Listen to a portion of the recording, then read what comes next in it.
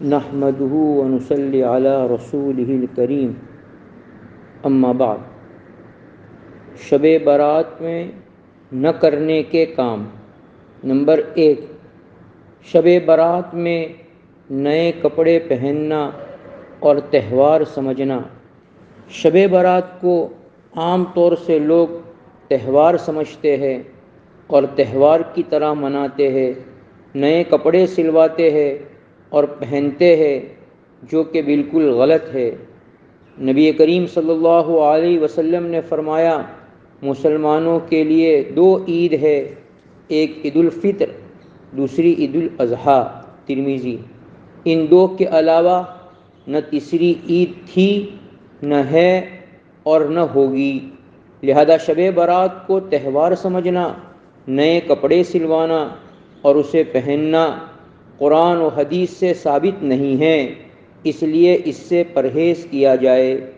Number 2، چراغاں کرنا۔ قبرستان، مسجد اور مکان میں بہت زیادہ روشنی کا اہتمام کرنا، برقی لائٹیں اور قمقمے لگانا، موم بتیاں جلانا، قبرستان اور قبروں کو سجانا، یہ سب کام شریعت کے خلاف ہے، بلکہ کفار کے ساتھ مشابہت اور دیوالی کی نقل ہے، جو سخت ناجائز اور حرام ہے۔ اس رسم کی ابتدا براہمقہ قوم سے ہوئی، جو آتش پرست تھے، چنانچہ حضرت شاہ عبدالحق محدث دہلوی رحمۃ اللہ علیہ فرماتے ہیں کہ علی بن ابراہیم نے فرمایا کہ چراغاں اور روشنی کرنے کی ابتدا براہمقہ قوم سے ہوئی ہے۔ یہ لوگ اصل میں آگ کی پوجا کرنے والے تھے۔ جب یہ مسلمان ہوئے تو انہوں نے یہ رسم اسلام میں داخل کر دی۔ نمبر 3، آتش بازی۔ شب برات میں ایک لغو کام آتش بازی کی رسم ہے۔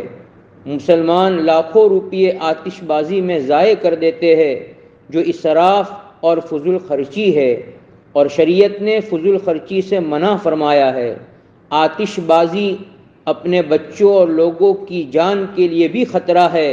آتش بازی سے جانی و مالی نقصان ہوتا ہے، نیز یہ ہندوانہ شعار ہے اور دیوالی کے مشابہ ہے، جس سے بچنا بہت ضروری ہے۔ نمبر 4، رسم حلوہ۔ شب برات میں حلوے مانڈے کی رسم کو بھی لازم کر لیا ہے، اس کے بغیر شب برات ہی نہیں ہوتی۔ عورتیں عبادات میں لگنے کے بجائے حلوہ بنانے اور اچھے اچھے پکوان بنانے میں لگی رہتی ہے۔ اڑوس پڑوس اور رشتہ داروں کے یہاں بھیجنے کا اہتمام کیا جاتا ہے، اور بعض جگہوں میں بچوں کو مٹھائی اور بسکٹ وغیرہ تقسیم کرنے کا رواج ہے، اور اس کو ثواب سمجھ کر کیا جاتا ہے۔ یہ بھی بے اصل ہے اور شریعت میں اس کا کوئی ثبوت نہیں ہے۔ نمبر 5، مرحومین کی روحوں کا گھروں میں آنا۔ بعض لوگوں کا یہ عقیدہ ہے کہ شب برات میں مرحومین کی روحیں گھروں میں آتی ہے اور دیکھتی ہے کہ گھر والوں نے ہمارے لیے کچھ پکایا ہے یا نہیں۔ یہ عقیدہ سراسر غلط ہے اور جاہلانہ ہے۔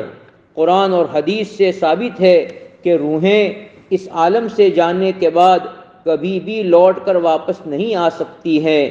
اسی طرح یہ عقیدہ رکھنا کہ شب برات سے پہلے جب کوئی مر جائے تو جب تک اس کے لیے شب برات میں فاتحہ خوانی نہ کروائی جائے وہ مردوں میں شامل نہیں ہوتا، یہ بھی محض بے اصل اور غلط عقیدہ ہے۔ نمبر 6، اجتماعی عبادات۔ اس رات میں بعض جگہوں پر نماز الفیہ یعنی 100 رکعت نفل نمازیں اس طرح پڑھنے کا رواج ہے کہ ہر رکعت میں 10 بار سورہ اخلاص پڑھتے ہیں۔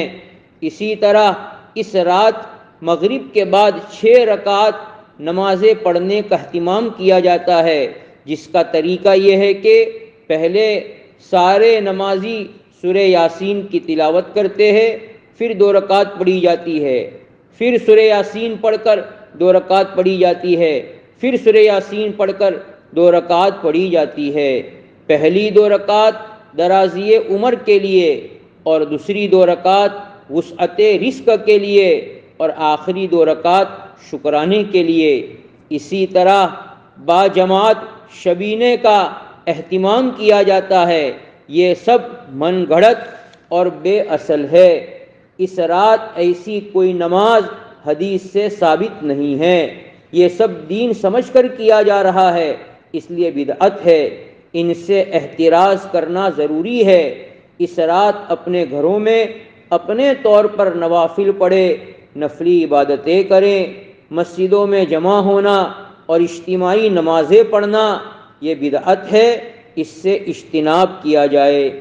رات جاگنے کا مفہوم، شب برات کی رات کو جاگنے کی رات سے جانا جاتا ہے، اور جاگنے کا مفہوم معاشرے میں یہ عام ہو رہا ہے کہ کسی بھی طرح اس رات کو جاگ کر گزارا جائے، جس کے مختلف طریقے اختیار کیے جاتے ہیں۔ وقتی طور پر کہیں بیان سن لیا، پھر کچھ عبادت کر لی، اور ساری رات ٹولیوں کی شکل میں تمام قبرستان میں جانے کا اہتمام اور التزام کیا جاتا ہے۔ پھر باقی رات گلی کوچوں کے چکر کاٹے جاتے ہیں، ہوٹلوں کو آباد کیا جاتا ہے، چائے پینے کے بہانے دیر تک چوراہوں پر محفلیں جمائی جاتی ہے۔ اس کے علاوہ بے شمار خرافات اور واہیات کام کیے جاتے ہیں، جس سے اس رات کی عظمت کے بجائے بے احترامی ہوتی ہے۔ یہ رات اس مقصد کے لیے نہیں دی گئی ہے، لہذا ان تمام خرافات سے بچنا چاہیے، اور رات کو غنیمت سمجھ کر اللہ تعالیٰ کو راضی کرنے والے اعمال کیے جائے۔